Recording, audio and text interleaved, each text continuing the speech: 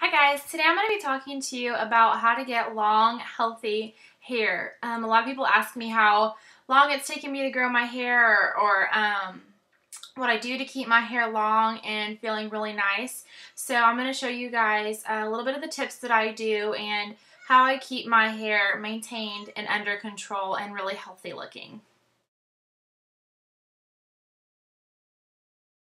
So the first thing that I think is the most important, especially as being a hairdresser, is getting your haircut when you're growing it out every 8 to 12 weeks.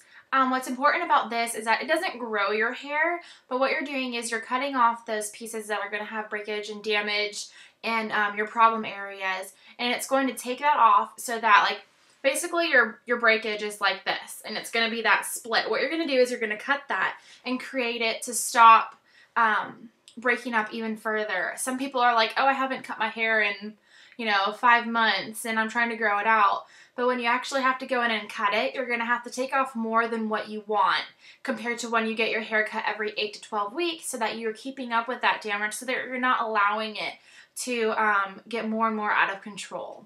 And this is my kitty Mahina. You probably see her in a lot of the videos that I do. She's extremely nosy, so I have to let her in when I'm doing my videos, or she will meow and want to come in. So this is the first time that I put her on video.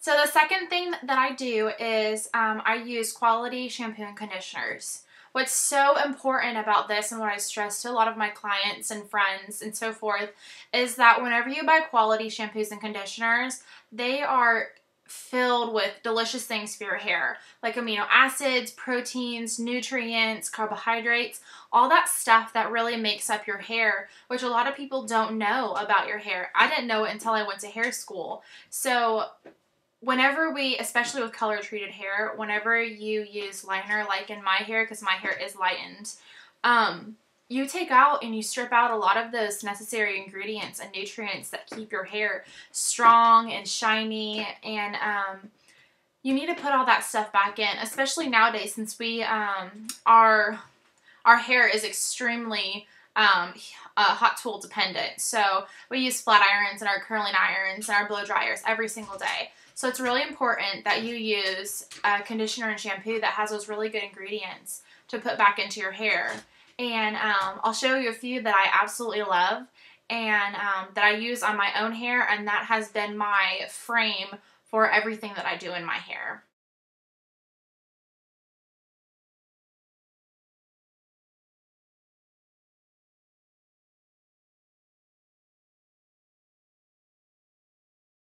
This right here is my secret weapon. This is called, it's a 10. It is a keratin leave-in treatment, and I get the big 10 ounce because I use so much of it. And as you can see, it goes to right about here. It's about that much full, and I just got that at the beginning of the year. That's how much I use this. But what's great about this product, and what's great about leave-in conditioners, is that you can get them that do a variety of things now. So instead of it just being a leave-in conditioner, like this one, you can see the back of it. It does 10 things instantly. So on this, it's going to help restore the keratin imbalance in my hair, which is a natural ingredient that's in your hair that keeps it looking really, really healthy and beautiful. And it's also going to help increase my manageability because you're putting in those conditioning ingredients, which with long hair, as you know, it gets really tangly. So this is going to help my brush out procedure so that I'm not tangling and pulling out my hair, because that gets really frustrating. It doesn't matter how long your hair is or how much you have. Any bit of tangling is really frustrating. This also protects against heat. It helps repair lost protein, which is what I was talking about with the shampoo and conditioners. Detangles, defrizzes, adds shine, which everybody loves shine on their hair.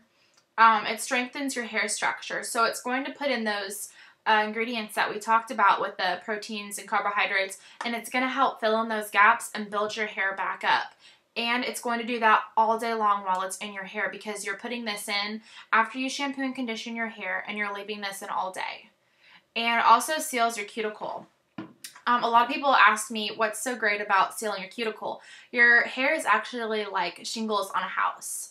So they're overlapping, and whenever you use heat or you chemically treat your hair and other things, your cuticle opens up. And so what happens is that when your cuticle is very open, it creates your hair to be susceptible to damage and breakage. So with this, it's going to put your cuticle back down, and it's going to help create a shiny effect and also prevent your hair from breaking off even more. The fourth thing that I do is I deep condition my hair every 2 to 3 weeks, depending on how much heat I've put on my hair and how much I've done to my hair or colored my hair. The difference between a deep penetrating conditioner and your regular daily conditioner is that your deep conditioner is jam-packed full of those nutrients, and it has a lot more, it's a lot richer, I guess you would say. And the reason why you can only do it every couple of weeks is because too much of one thing is not a good thing. So you don't want to put too much strength into your hair, or it's just going to get brittle and break off. So doing this every 2 to 3 weeks is going to help keep your hair feeling a lot softer and a lot better. And another difference between regular conditioner and a deep penetrating conditioner is the fact that instead of going and manicuring your outer layer of your cuticle, it's actually going to penetrate through that cuticle and go into your hair and work its way from the inside out. So it's going to bring all of those nutrients and vitamins and healthy things to your hair and bring it to the inside. So it's going to work not only on the outside, but all throughout your hair. So you get more of a conditioning. You don't want to do this every single day, like I said, because your hair can get mushy or it can get brittle and it can work against you. So this is a 2 to 3 week treatment.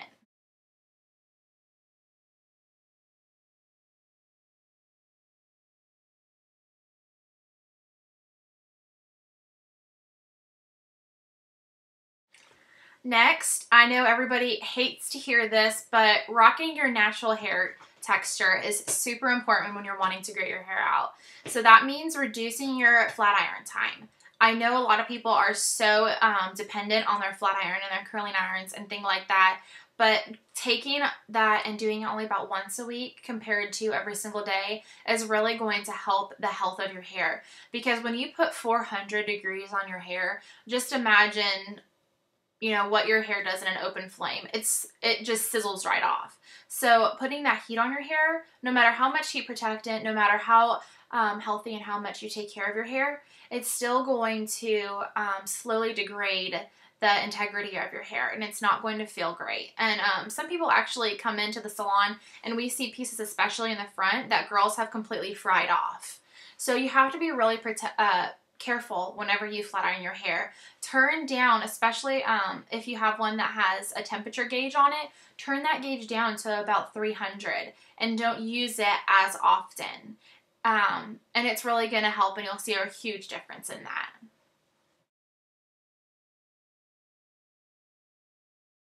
I know that it's almost summer, so it's really hard whenever you're trying to grow your hair out and you want to change your hair color. I love to go between kind of more of a dirty blonde to a bright platinum blonde to a gold blonde that I have right now, and then I like to go red every once in a while. And changing up your hair color and putting a lot of color-treated properties on your hair can really strip out and take advantage of your hair and put it in a lot less, a more brittle state. So you want to color your hair less and really just work on only doing your roots when you need a touch up, or if you do box color at home, which I hope you don't because it's awful for your hair. If you read my blog, I have a post about that. But instead of taking your hair color and putting it all over your hair every single time, just put it on your roots, because that's really where you just need that touch up. And then the last 5 minutes, pull that through. I don't recommend box colors, but coloring your hair less is definitely going to be a huge thing, because the more and more color that you do on your hair, the more and more you're going to be taking out of your hair what's really necessary for your hair to stay strong and be healthy. Another great thing is that whenever you're sleeping, don't use rubber bands in your hair, because what that's going to do is you're going to constrict around your hair and it's going to break off certain parts around your hair. And for girls who wear their hair in ponytails every single day, you'll see a lot of breakage around that stress point. I recommend sleeping with a silk pillow or a satin pillow, because at nighttime, if you have your if you rub your head on cotton, cotton pulls your hair, and with silk, it's just going to brush right by. So you're not going to have that breakage. And I know I sleep on my back, so up underneath my neck, I used to have a lot of pieces that were like right here instead of as long as my hair, and I would always wonder why. And then I changed over to a silk pillow, and it made a huge difference because now my hair isn't getting tugged or pulled at nighttime. Brushing your hair is a really important thing too, because you can get really frustrated when you brush your hair, especially when you get to those longer points. Brushing your hair with a soft brush, like this one's a soft bristle brush, compared to one of these hard brushes, when you first brush your hair is really important, because this is going to be a lot more giving on your hair compared to a bristle brush or a hard comb or something like that. You can also use big wide tooth tangling combs like this one right here, and that's going to do really well with your hair, because it's going to get those tangles out without you trying to force them out and getting frustrated and even ripping them out. And this is something that I picked up from another YouTuber, but not brushing your hair when it's wet. I know people are like, how do you not brush your hair when it's wet? But other than in the shower, whenever you brush your hair with conditioner, when you get out of the shower, if your hair is super tingly, don't try to brush it. Allow it to dry and be a little bit damp before you brush it. Because when your hair is wet, it actually has the ability to stretch up to 50 to 70% of its length. And you can see that when your hair is wet. You can take a piece and you can pull on it slightly and you can see it give, just like a bungee cord. So when it's wet and you're pulling on it, you're stressing your hair and you're pulling your hair actually. And that can get it to a breaking point to where it's going to snap off too. So allow your hair to dry a little bit and then go ahead and brush your hair.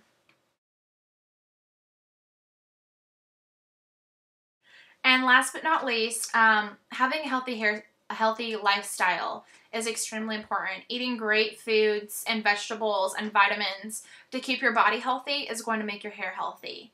I know people use biotin, and I'm not talking just about biotin. I'm talking about eating your veggies, taking a fish oil, certain things like that that are going to keep you and your body really healthy, because whenever your body's healthy, you know, it's going to do well. Your fingernails are going to grow, your eyelashes are going to grow, your hair is going to grow. So it's really important to have a healthy lifestyle so that your body's getting all of the nutrients that it needs, so it can give that to your hair on a day-to-day basis. That's a conclusion to my tutorial about how to get your hair long and healthy, and I hope you guys really enjoy it and can maybe pick up a few tips and a few pointers. And if you have any comments or would like any more information, go ahead and post, like this tutorial, and or you can send me a message via email at todieforblog@yahoo.com. Thanks. Bye.